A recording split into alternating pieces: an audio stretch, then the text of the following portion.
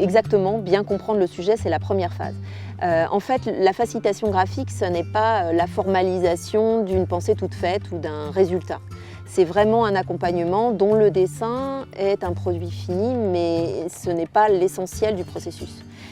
Comprendre, c'est-à-dire rendre en fait le sens spatial. Et ça, c'est vraiment une clé.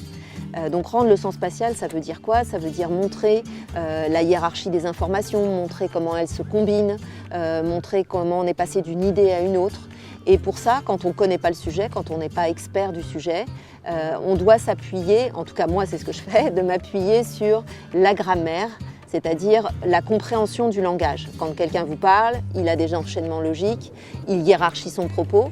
Ce sur quoi on met l'accent dans ce type de visuel, c'est la partie modélisation, avec des flèches, avec des blocs identifiés, avec des éléments de lien logique, avec des éléments aussi juxtaposés quand c'est sur le même plan. Vous avez ensuite une deuxième étape après la modélisation, qui est une étape de mise en scène.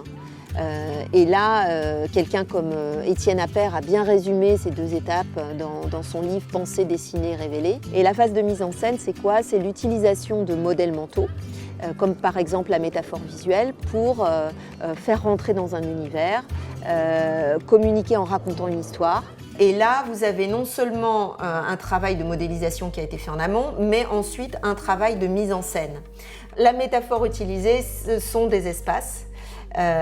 Et ça a permis d'organiser l'information et de la rendre visible, mais avec la dimension mise en scène.